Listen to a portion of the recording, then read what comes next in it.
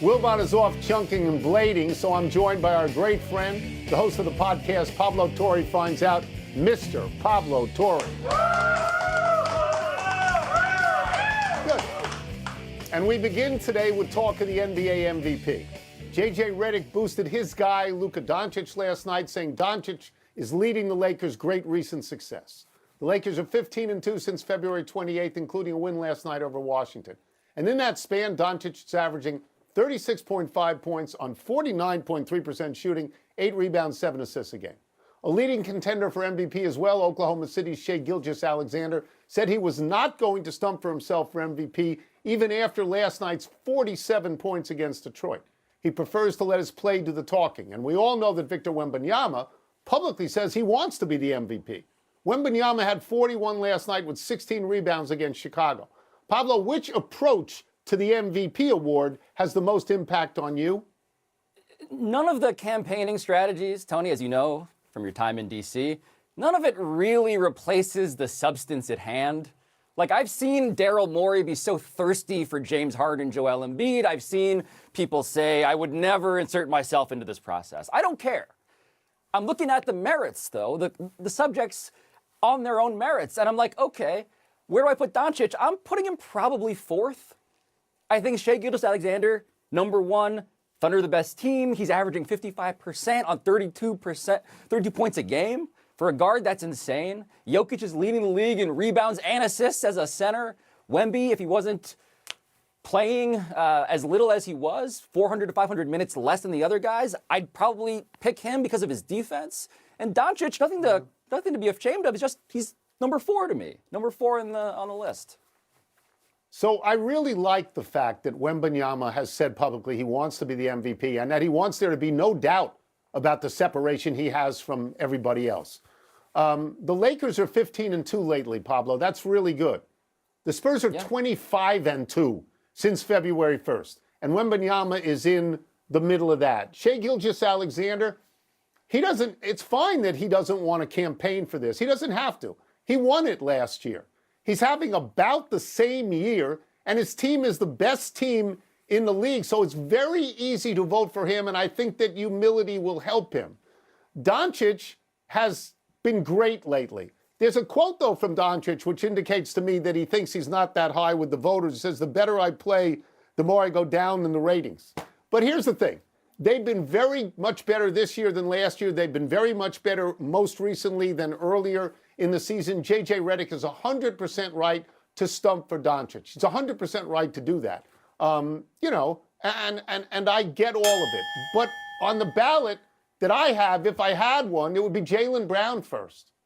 Because I think what he's done in the absence of Jason Tatum is terrific. And then second for me would be Wembanyama, but it would have been Cade Cunningham had he not gotten hurt, because Detroit is on top in the East. And then I would have Gilgeous-Alexander, Doncic, and Jokic, who is, and I'm sure you agree with this, simply the best basketball player in the world. He's the best player in the world. Look, we're at a point in the NBA where the MVP race, you could tell me any of those names are the winner, and I'm not going to storm the league office. Like, we are blessed with an abundance of high-level talent, a lot of it international, by the way. Jaylen Brown kind of sticking out on that list of guys. But we're good.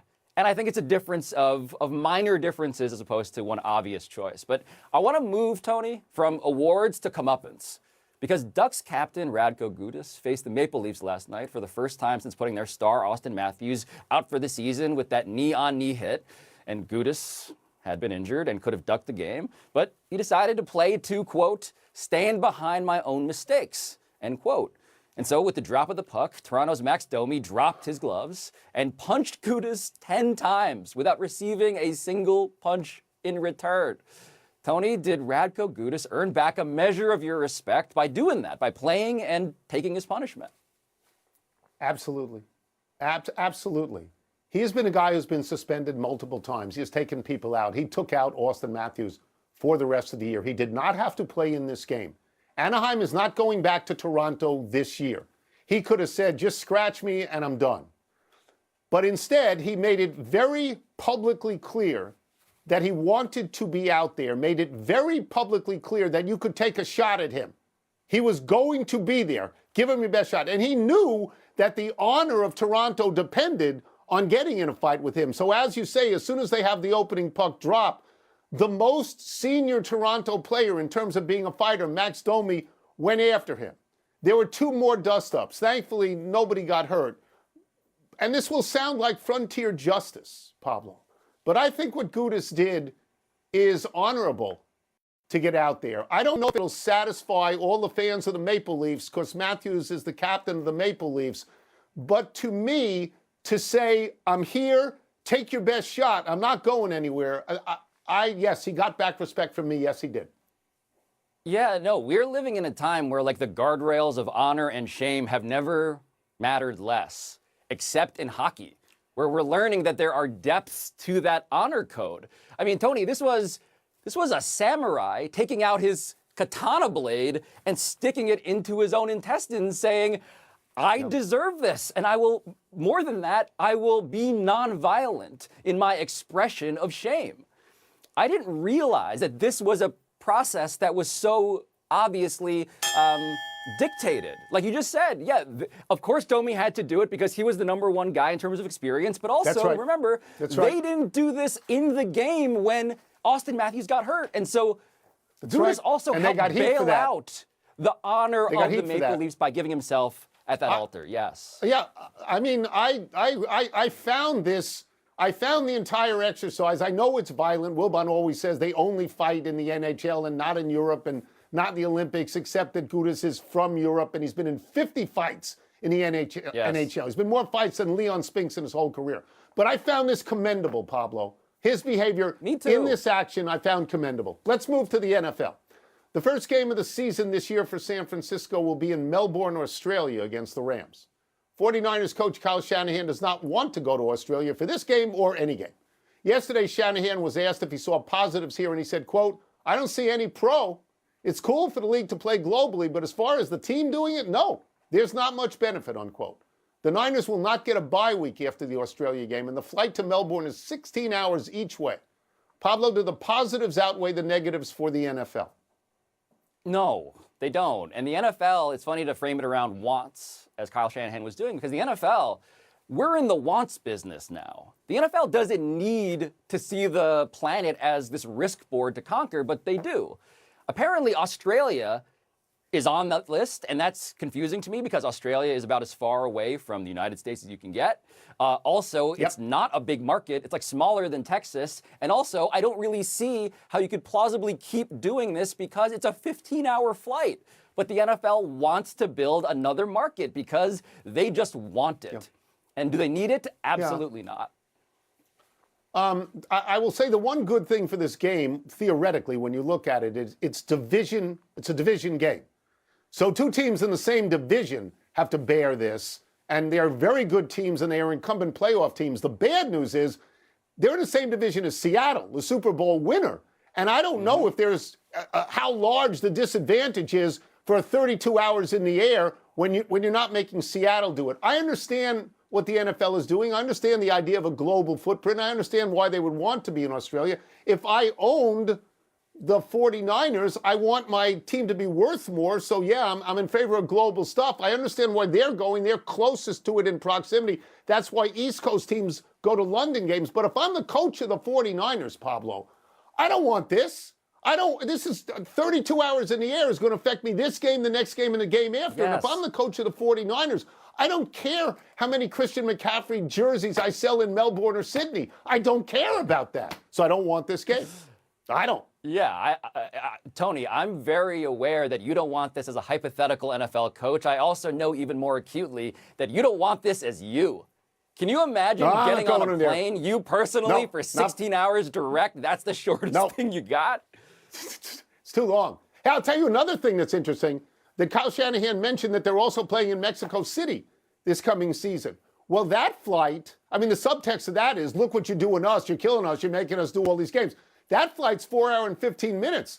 They also play at the Giants in New Jersey. That's over 5 hours. So, nobody's going to say, let's cancel a game with the Giants, because the Giants stink. You'd play them in Mexico City or anywhere if you could. Let's take a break. Coming up, the Pistons. We've got some NBA questions for our great friend from NBA Today, ESPN NBA analyst Kendrick Perkins. Let's start with this. The Pistons' top 5 scorers, they were out last night, top 5, and they still pushed Oklahoma City to overtime on the road. What, if anything, Perk, what, if anything, do you take from that game? That SGA is the MVP of the league, and he's getting my vote. That we just witnessed a guy coming off a back-to-back going against a fierce Detroit Pistons team that played with a physical style of play, and that a guy that didn't make no excuses without having his Robin and Jalen Williams drop 47. Can we understand the moment for a second when it comes to SGA? We're talking about a guy that just went on a championship run, led a team, went deep into the postseason, into June, all of a sudden come back the following season without his Robin, lead his team to the top record in the NBA, 60-win season, and he joined the company of Michael Jeffrey Jordan again. 4 consecutive seasons of averaging 30 and shooting over 50% from the field. I got the email today. Was I going to be participating as a voter or not? I put yes, and SGA is getting penciled in as my MVP. Perk, I want to stay at the top of the standings. The team's trailing the Thunder. The Cavs got the Lakers tonight. Which team are you higher on, Los Angeles or Cleveland? I'm actually higher on Cleveland, to be honest with you. I feel like they have all the pieces, to go and actually make a legit push in the Eastern Conference. But let me say this to you. Out of all the teams in the league, they're the team that's under the most pressure. Donovan Mitchell is under the most pressure. He's a guy that hasn't led a team to a conference finals. Now you're playing with a guy in James Harden who's going to relieve pressure from you. James Harden also is one of the best facilitators in the game. He's going to make Evan Mobley and Jared Allen better. We saw that last night. Evan Mobley had a season high of 34 points. So when you talk about what they added at the trade deadline and what they need to accomplish and the focus that they have to have, I'm looking at the Cavs, and I believe that they're going to be a sleeper because no one is picking them as their favorite, but they have all the pieces and check all the boxes. Okay, so you checked the box on being a voter for MVP. I want to take us to the other award that's been making news. So Coach of the Year, right?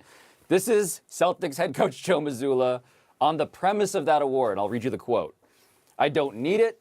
I think it's stupid. They shouldn't have it. I don't ever want to be asked or talk about it again. It's just that dumb," end quote. And he goes on to say that a team's success is really about the players and the staff, Perk, and you're shaking your head. So do you agree with Joe Mazzulla about the stupidity of the award? You know what's the sad part is that Joe Mazzulla is a candidate for Coach of the Year. And that was one of the most asinine things I've ever heard in my life when it comes to disrespecting that position. Like, you're disrespecting greats like Phil Jackson, who had to manage egos of a Scottie Pippen, Michael Jordan, and Dennis Rodman. You're disrespecting a Phil Jackson that had to manage egos between Kobe and Shaq. You're disrespecting Greg Popovich and Red Auerbach.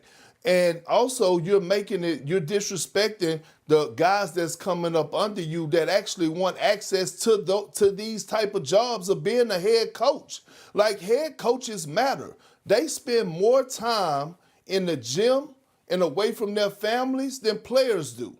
When you talk about sacrificing, coaches really do sacrifice. They don't stand by 24 hours a day. A player could call an assistant coach at 2 a.m. and say that he want to get shots up, and that coach better get his ass up and meet him at the gym so that he could be available to work that player out.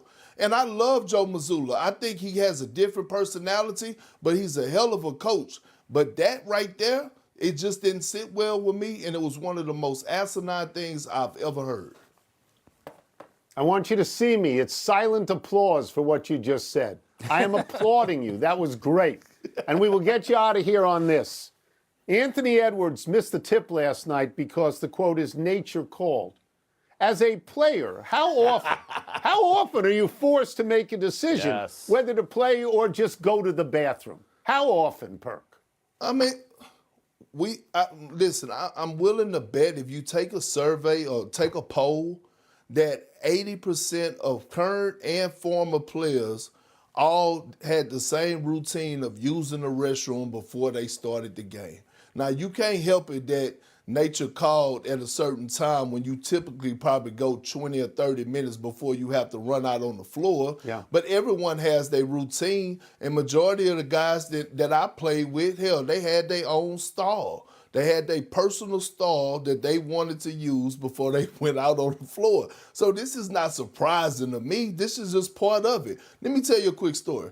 Rajon Rondo used to get to the facility, work out on the floor, take a shower, put his game jersey on, and then go out there and play. We thought it was weird, but it was his routine. So whatever floats your boat, whatever's going to make you perform at your highest level, damn it, do it. I see what you say there. Floats your boat. I see Yeah. what you did there. Thank you, Perk. Thank you, Perk. Let's take one last break. Still to come, Texas and South Carolina make it a repeat Final Four.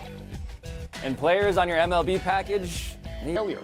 Taylor did not make his college team at Johnson C. Smith University in Charlotte, North Carolina. Taylor then enrolled at Delaware State and made the team as a walk-on. Taylor played his college football in Dover, Delaware, and was so good there. He was drafted in the third round by the 49ers. Taylor played his entire 9-year NFL career in San Francisco.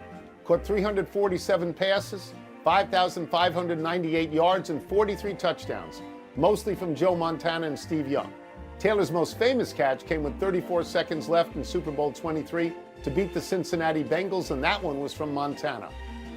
Yeah, Tony, I totally underestimated the trajectory of John Taylor, who after high school went to work at a liquor warehouse instead of taking baseball scholarships, and then did everything you just said, and of course, ends up being a protagonist in one of the great sports photographs, let alone sports moments and greatest touchdowns we've ever seen. Happy anniversary, Wade Boggs. On this day 28 years ago, the future first ballot Hall of Famer and Boston Red Sox legend made history for another franchise by hitting the first home run ever for the Tampa Bay Devil Rays in their inaugural game. Boggs homered to right in the sixth inning with the Tigers ahead 11-0, so Boggs got the franchise's first RBI as well. Boggs spent 18 years in the majors, mainly with the Red Sox, but also the Yankees and Rays. Boggs won the American League batting title 5 of 6 years, from 1983 to 1988. His 328 career batting average is the highest of any living former player, 1/10,000th of a point ahead of Rod Carew. Boggs is behind only Brooks Robinson and George Brett for consecutive All-Star appearances by a third baseman. Boggs had 12. And yet the number that occurs to me now is 73, which is the number that Wade Boggs himself said, the number of beers he drank on a single cross-country flight in the 90s. Yeah. Which I continue to investigate. Yeah, that podcast is made for that. Happy trails, Michigan and TCU. Both teams fell to 1 seeds in the Elite Eight of the women's bracket last night. In the early game, Texas crushed Michigan by 36, on par with the team's average margin of victory in its 4 tournament games of 35.5. The Longhorns now advance to face UCLA, who they beat in November, the Bruins' only loss of the season. In the late game, South Carolina topped TCU by 26. So South Carolina and Dawn Staley now get UConn and Gino Auriemma. All the Final Four teams are 1 seeds, and all were in last year's Final Four, which was won by UConn. The Huskies have not lost a game in nearly 14 months. Yeah, we're watching both tournaments now be devoid of Cinderellas, but UConn and South Carolina, 3 of the last 4 championships went to those teams. I imagine it might happen again.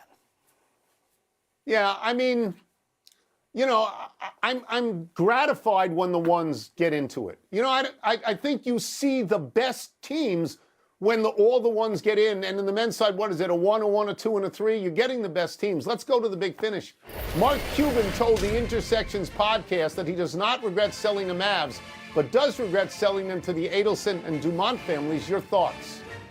Yeah, when did he realize that, and why won't he tell me the answer to that question on my podcast? The new Giants manager, Tony Vitello, won his first game last night. Is that significant? Yeah, he's the riskiest hire as college coach. Laser measurements of the baseball system for the ABS system, baseball players, has resulted in many being 1 to 3 inches shorter than listed. Your thoughts? I'm 5'10" and 3/4 inches. Precision is important. The Golden Knights beat the Canucks last night in John Tortorella's first game as coach. Are you impressed? Fabulous.